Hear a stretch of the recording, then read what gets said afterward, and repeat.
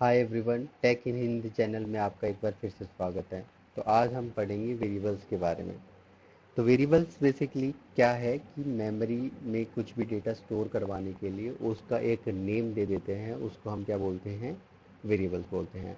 तो for example यहाँ पे अगर हम बात करें तो मैंने एक वेरिएबल लिया नेम और उसके अंदर मैंने नेम स्टोर करवा दिया राम।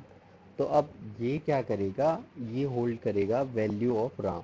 ठीक है। तो यहाँ पे अगर मैं प्रिंट करता हूँ और इसके अंदर मैं अगर नेम प्रिंट करता हूँ तो लेट्स सी द रिजल्ट। तो यहाँ पे आप देख पा रहे हो कि यहाँ पे इसने एग्जैक्टली वही चीज़ यहाँ पे प्रिंट कर दी, लेकिन हम क्या एक्सपेक्ट कर रहे थे कि यहाँ पे राम प्रिंट होना चाहिए, लेकिन यहाँ पे क्या प्रिंट हो रहा है, नेम प्रिंट हो रहा है।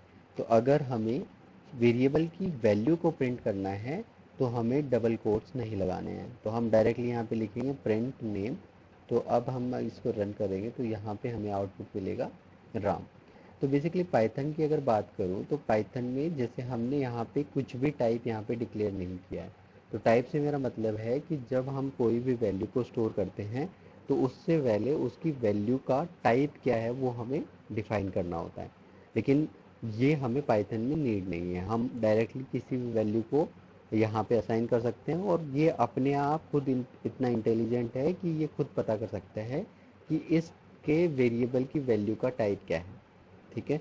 तो यहाँ पे ये खुद आइडेंटिफाई कर रहा है कि ये क्या है, किस टाइप का है, ये स्ट्रिंग टाइप का है। तो अगर हम दूसरे वेरिएबल की बात करें, सपोज करो मैंने एज एक वेरिएबल लिया और उसके अंदर मैंने 39 डाला। तो यहाँ पे क्या कर रहा है, एज क्या रिप्रेजेंट कर रहा है, एक इंटीजर टाइप को। इसका मतलब ये है कि ये क्या होल्ड कर रहा है, एक इंटीजर वैल्यू होल्ड कर रहा है। तो इंटीजर वैल्यू क्या होती है, होल नंबर्स होते हैं जो कि माइनस भी होते हैं और प्लस वाले भी होते हैं, लेकिन उसमें कोई फ्लोटिंग पॉइंट्स नहीं होते, मतलब डेसिमल पॉइंट्स नहीं होते। बाकी सारी वैल्यूज़ क्या होती हैं, हमारी इंटीजर टाइप की होती हैं। फिर हमने जैसे इंटीजर टाइप का यहाँ पे वेरिएबल डिफाइन किया है तो हम इसके अंदर यहाँ पे प्रिंट भी कर सकते हैं एज को। तो ये हमें रिटर्न कर देगा 39।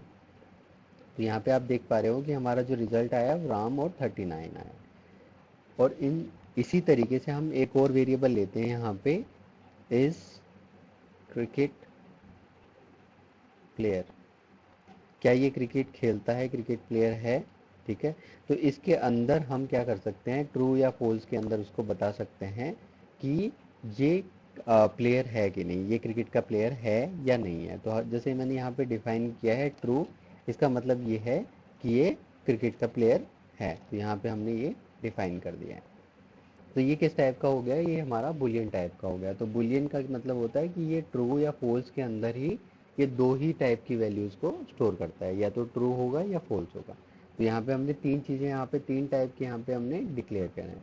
चौथा हमारा टाइप है कि हम कोई भी फ्लोटिंग पॉइंट अगर डालते हैं, तो जैसे मैंने एज डिफाइन कर दी कि अभी 39.5 है, इसका मतलब वो 39 से ऊपर की एज का है। तो अब क्या है, ऊपर की एज का है तो हमने यहाँ पे 0.5 दिया है। तो पॉइंट का मतलब यहाँ पे जिस भी वैल्यू के अंदर पॉइंट्स आ जाते हैं उसको हम बोलते हैं फ्लोटिंग नंबर्स। ठीक है। तो यहाँ पे हमारा ये फोर्थ टाइप है। तो यहाँ पे हम चार टाइप के बारे में, यहाँ पे हम वेरिएबल्स के बारे में देख चुके हैं।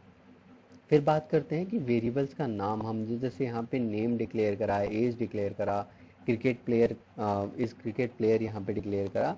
तो हमें नेमिंग कन्वेंशन क्या फॉलो करनी चाहिए उसके बारे में हम जानते हैं। तो बेसिकली अगर किसी भी वेरिएबल की नेमिंग कन्वेंशन की बात करें तो स्टार्टिंग में हमें हमेशा और हमेशा क्या होने चाहिए, करेक्टर्स होने चाहिए। और हमारा स्टार्टिंग में नंबर नहीं हो सकता, तो केवल स्टार्टिंग विद अंडरस्कोर या फिर हमारा कैरेक्टर। तो अगर मैं अंडरस्कोर से भी स्टार्ट करता हूँ, नेम इक्वल्स टू टेस्ट, तो वो सही है, मतलब वो करेक्ट सेंटेक्स है। लेकिन अगर मैं स्टार्टिंग में इसके अलावा कोई भी वैल्यू देता हूँ, जैसे मैंने एक नंबर दिया, तो ये हमें एक एरर दे रहा है यहाँ पे।